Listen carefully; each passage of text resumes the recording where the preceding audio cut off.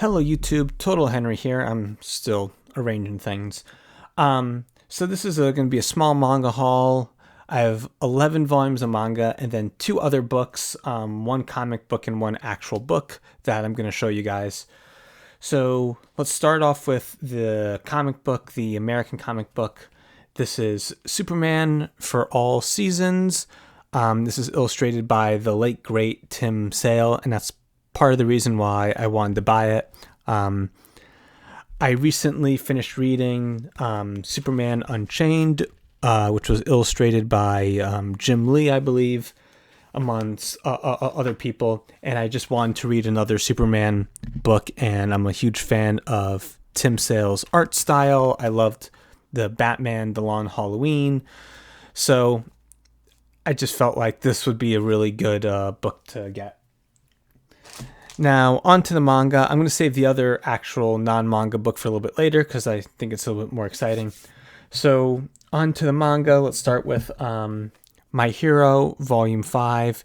This is in one of those Italian prints, so it's like extra thin compared to other volumes, which kind of bothers me. I'm sure I'll forget about it as I'm reading it and I'll just enjoy it. My Hero, I believe it's ending soon as of, filming this video. And I kind of fell off of My Hero. Like, even though I read it every week, for like the last few years, I have no idea what's happening, which I think is mostly my fault because I just kind of skim it. I don't read it as carefully as maybe I should. But I still have fond memories of the early part of the series. I think I will continue picking up the volumes and maybe read what I have before I decide to commit to buying the entire series. But this is an awesome cover. I love this cover a lot. Again, a little disappointing this one. It's like super thin compared to all the other volumes, but whatever.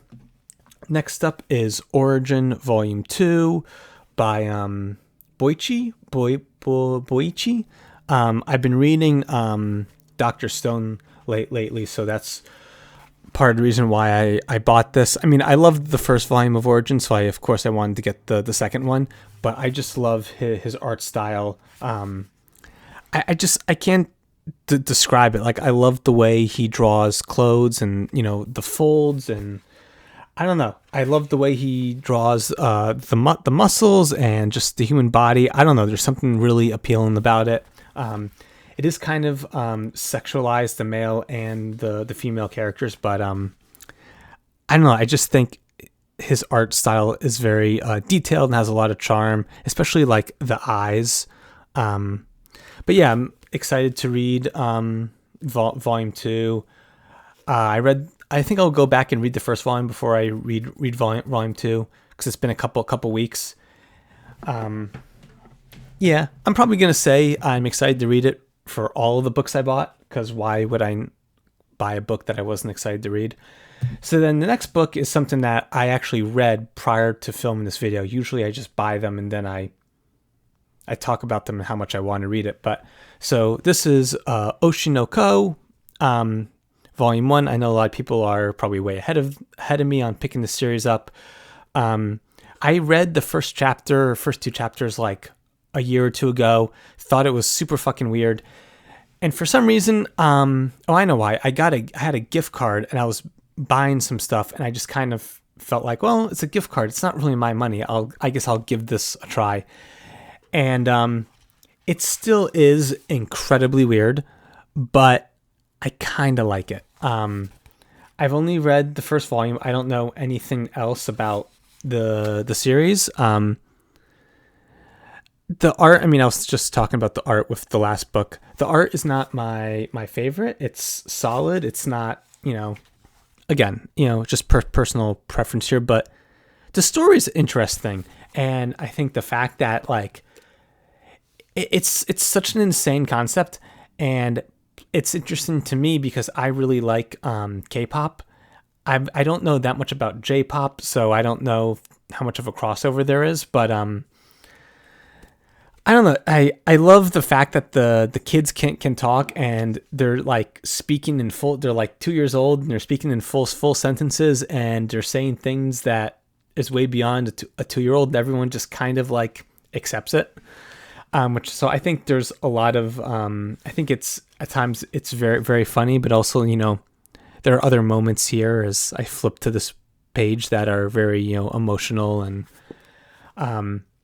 people who've read the series know how the first volume ends. So I wasn't expecting to like it as much as I did. So now I'm very excited, or I'm very, I think I'm going to go and start reading this online, because I really want to know what happens, what's gonna happen next.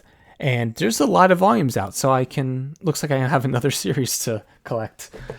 Now let's go with, let's keep up the pattern with books that I've actually read. This is Nude Model by the artist who did Blue Period, Tsubasa Yamaguchi. So I love Blue Period, and I think I'm up to date on Blue Period, at least all the English volumes that have been released.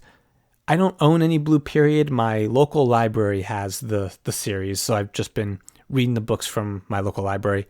And I love Blue Period. As someone who studied art in college, like, it speaks to me on like a level on a very like personal level, and on a very like, there's some times where I have to put the manga down because like it says something that like so directly relates to my own experience in art school that like, I don't know, it's just hard to explain how much that manga like affects me. So when I heard that this was coming out, I knew I wanted to buy it.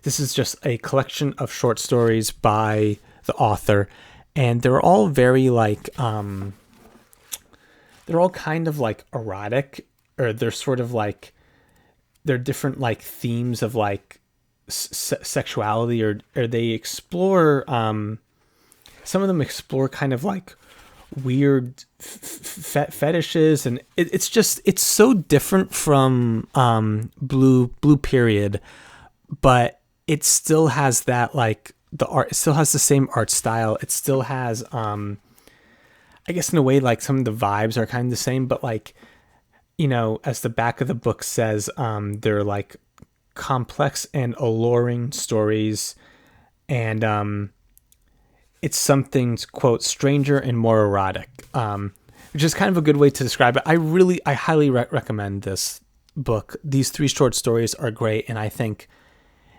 each one is better than the next one. And at this point, I'm just a fan of whatever she creates, and I want to own it all. And I do need to buy Blue Period. I'm just procrastinating on it, but this is a fantastic book, and I can't recommend it enough. Then the last book out of this whole stack that I've actually read is Bomba by Tezuka. I have a couple more Tezuka books because as I was buying stuff online, there was a bunch of Tezuka manga, and I'm like, I don't have that one. I don't have that one. I don't have that one. Add to cart, add to cart, add to cart. Because if I see something of Tezuka's that I don't own, I have to buy it. I'm a huge fan of Tezuka. I read this one partly because I read this one right away, partly because it was quick. It was nice and short.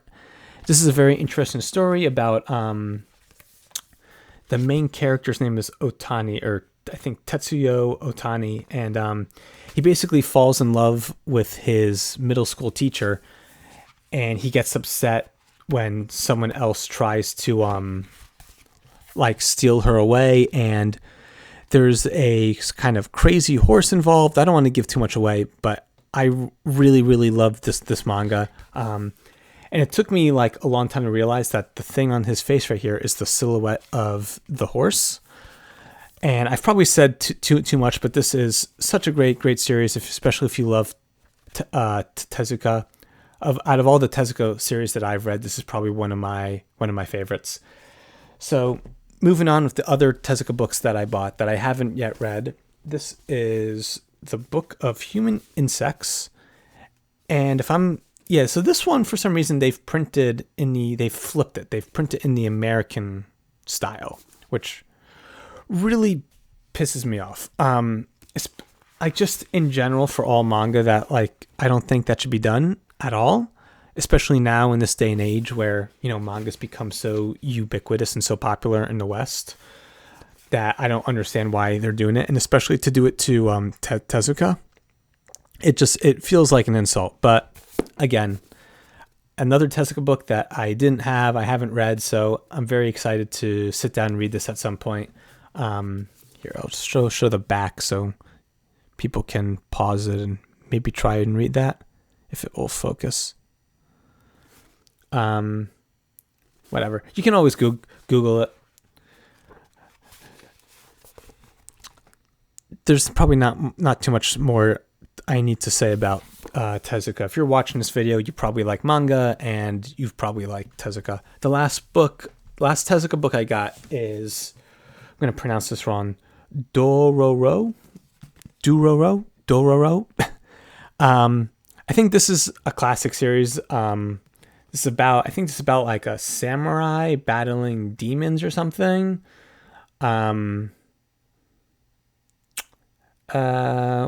Yeah, okay.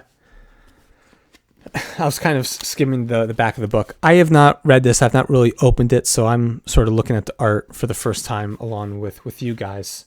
I think this is the Tezuka book that I'm most looking forward to reading, because when I was seeing all the Tezuka books and when I was buying them, this was the only one that I had actually heard of.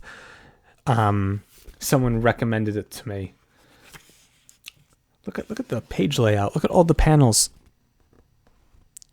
Look at this book is like 600 pages.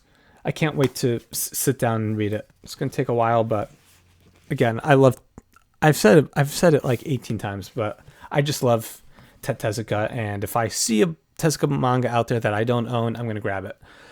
Okay, so speaking of fantastic manga creators, we have Vagabond Volume 6, and then Vagabond Volume 7.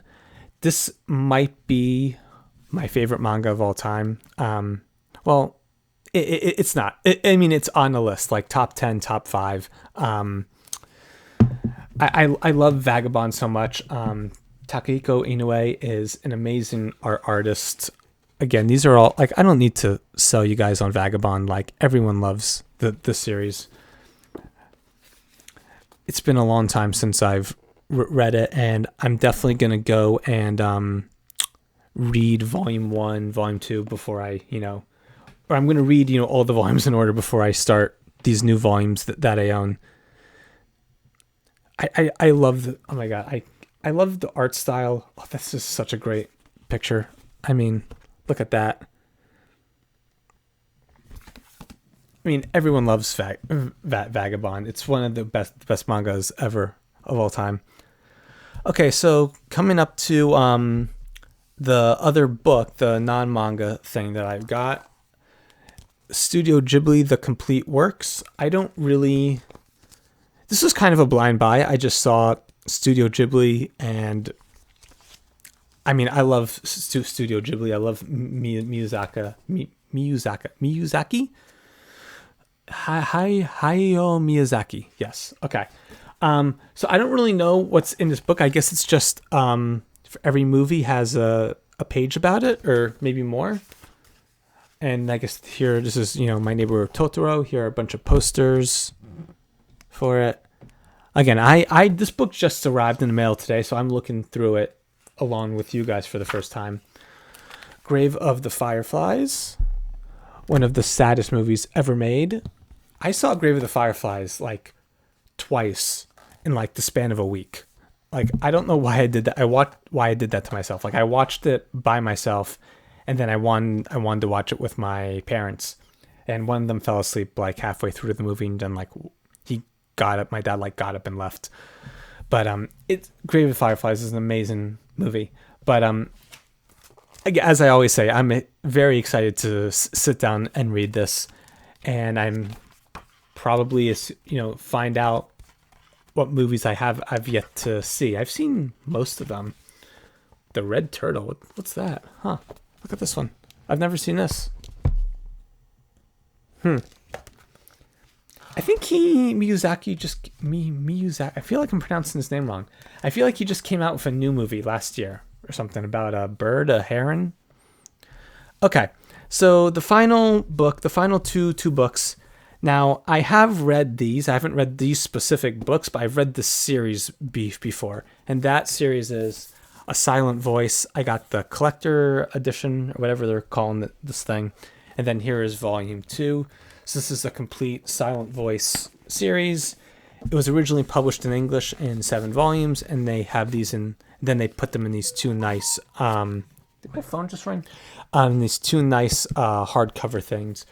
The reason I bought it is there are some sort of like besides the fact that I love the manga when I first read it, but I bought the collector's editions because there are like bonus stuff in it. Like there's let me show you a picture.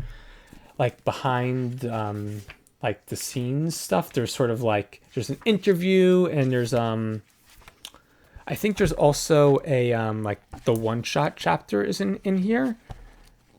I know I'm not showing you guys pictures of anything right at the moment. Here, let me try the other book. I think the other book has what I want. This is, yeah, okay. So, yeah, see, there's an interview in the back, and then I think this might actually be like a one shot or like just, but basically just like bonus manga in here. I think there's sketches too. More interview. Point is, there's a lot of extra stuff in here, and there are better YouTubers out there that will have videos showcasing it. The pages are also really nice and glossy. It's, you know, as you can tell, it's much bigger than a regular volume. This is not a regular volume, but you know what I mean. It's much bigger than, you know, a regular volume. It's much heavier too. So I think with that, I will end the video. I got some great stuff, some stuff I'm very excited to read. Yeah, I hope you guys are enjoying your summer if you're in the Northern Hemisphere, or just enjoying, you know, life. And let me know in the comment section what manga you guys are reading, or if you've subscribed, ring the bell, whatever. Leave a comment. Keep watching my videos, and thank you so much.